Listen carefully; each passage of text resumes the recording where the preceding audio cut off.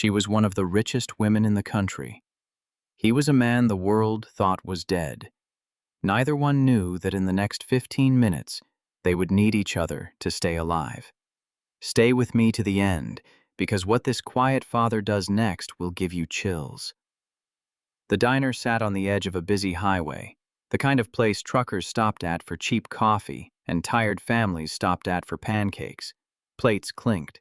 The old coffee machine hissed behind the counter. A country song crackled out of a speaker that had seen better decades. Cars rushed past outside under a bright afternoon sun. Nothing about this place looked special. That was exactly why she chose it. Near the window sat one of the youngest billionaire CEOs in the country. Every magazine in America knew her face. Business channels replayed her interviews every single day. But today she wore a plain red dress, cheap sunglasses, and no security team walking behind her. She had slipped out of a massive technology conference just a few miles away, desperate for 30 minutes where no one needed her to make a decision worth millions of dollars. 30 minutes of being nobody. She thought that was all she was asking for. She had no idea how wrong she was. Across the diner sat a man almost nobody noticed. His flannel shirt was faded from too many washes. His jeans carried old grease stains that never came out. His boots looked like they had walked through 10 years of hard labor. Beside him sat his 7-year-old daughter, swinging her feet under the table, happily eating pancakes while hugging a worn teddy bear missing one button eye. Every time she laughed, he smiled like it was the only thing in the world that mattered. To anyone watching, he looked like just another tired construction worker, giving his little girl one good afternoon in a hard life. Nobody in that diner could have guessed the truth sitting quietly in that booth. The CEO watched them for a moment and felt something rare. She had built companies worth billions of dollars. She had shaken hands with senators and tech giants. Yet the simple joy between that father and his daughter felt richer than anything sitting in her bank accounts. For 1 second, she almost smiled. Then her phone buzzed against the table, and that peaceful second was gone forever. Only one line appeared on the encrypted screen. "They're close. Leave now." Her smile vanished. Her pulse jumped. Slowly, carefully, she lifted her eyes toward the window. Across the street, a black SUV rolled up to the curb. Then a second one pulled in right behind it. 3 men stepped out, wearing baseball caps, dark sunglasses, and jackets far too heavy for a warm afternoon. They did not check their phones like normal customers. They did not glance at the menu posted in the window. Instead, they spread apart in complete silence, each one taking a different position around the building, like pieces moving into place on a chessboard. One walked toward the front entrance. One slipped into the side alley. One stayed on the sidewalk, pretending to text, his eyes sweeping the windows again and again. The CEO recognized the pattern instantly, and it turned her blood cold. This was not random. This was professional surveillance, the kind she had been trained to fear. For almost 2 years, a hidden network had tried to force her to sell the defense technology company she inherited from her late father. They had offered her more money than most people see in 10 lifetimes. She had refused every single offer. Then came the threats. Then the break-ins. Then 2 kidnapping attempts that barely failed. And today, without a single bodyguard beside her, they had finally found her. The bell above the door rang. One of the men walked inside, ordered a coffee he had no intention of drinking, and let his eyes drift slowly over every face in the diner. The CEO lowered her head and stared hard at a menu she could no longer read. Fear locked around her chest like a fist. She understood, in that instant, that there was nowhere left to run. That was the moment the quiet father walked past her table, carrying a fresh stack of napkins for his daughter. Without lifting her eyes, without moving her lips more than she had to, the CEO whispered 4 words so softly they barely left her mouth. "They're here for me." The father did not flinch. He did not gasp. He paused for less than a second, then asked in a calm, low voice, How many? 3, maybe more, she breathed back. Outside and 1 inside. He nodded once, like she had just told him the weather forecast. 15 seconds. That was all it took for everything in that diner to change forever. He crouched beside his daughter and spoke gently, like this was just another game they had played 100 times before. Sweetheart, remember our camping game? She looked up and nodded immediately, no fear in her small face at all. If Daddy says hide, I run to the kitchen hallway and stay there until you come get me, she recited, like she had said it in her sleep. He kissed her forehead. Good girl. There was no panic in her eyes, only trust.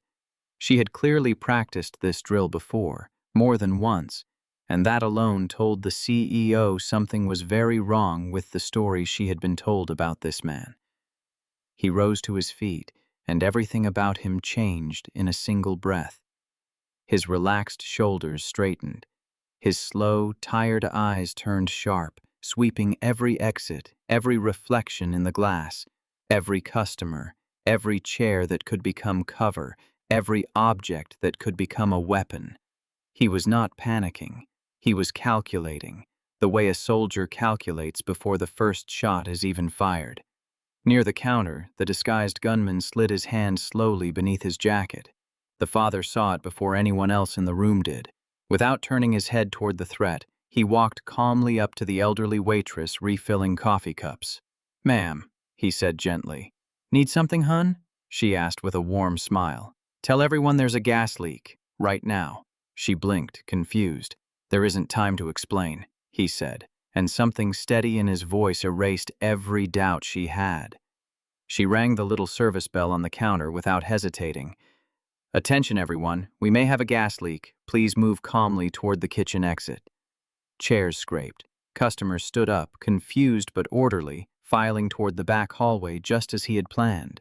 The gunman near the counter watched his careful ambush fall apart in seconds, and his face hardened with rage. His hand closed around the pistol hidden beneath his jacket. The father stepped directly between him and the retreating crowd. Looking for someone? He asked. Almost casually, the gunman's eyes locked onto him.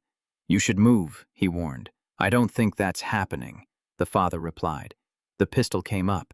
Customers screamed. A table crashed to the floor. In that split second, before the gunman could even level his aim, the father moved, and he did not move like a construction worker. He moved like a weapon that had been sitting quietly for years, waiting. He stepped sideways, redirected the barrel straight up toward the ceiling, and struck the man's wrist with brutal, practiced precision. The gun fired harmlessly into the ceiling tiles as terrified families dropped behind overturned tables. Before the gunman could recover his balance, the father twisted his arm behind his back, ripped the weapon from his grip, and sent it sliding under the counter, far out of reach. "Kitchen! Move now!" he shouted, and the waitress led the last of the families through the back hallway while his daughter followed exactly the way he had trained her, eyes forward, never once looking back. Outside, the sound of the gunshot brought the other 2 men running through both entrances at once. One of them spotted the CEO frozen near the window. "There she is," he snarled. In one motion, the father grabbed a heavy wooden table, flipped it onto its side, and shoved it in front of her like a wall. "Stay behind me," he told her, his voice flat and certain. She stared at him, stunned. "You were declared dead," she said. He never took his eyes off the 2 men closing in. "It kept my daughter alive," he answered. The second gunman opened fire. Bullets tore through booths and shattered the front window into 1,000 pieces, but the father stayed low, patient, waiting for the half-second every trained shooter needs to reload. The gap came. He moved before the magazine even hit the floor. Within seconds, he had one attacker slammed to the ground, a second pinned hard against the doorframe, and the last man disarmed with nothing but a fire extinguisher swung with terrifying accuracy. Somewhere outside, police sirens finally screamed closer. The last of the criminals dropped their weapons the moment they realized they were trapped, and for the first time since this nightmare began, the diner went completely silent. Glass covered the floor like fallen snow.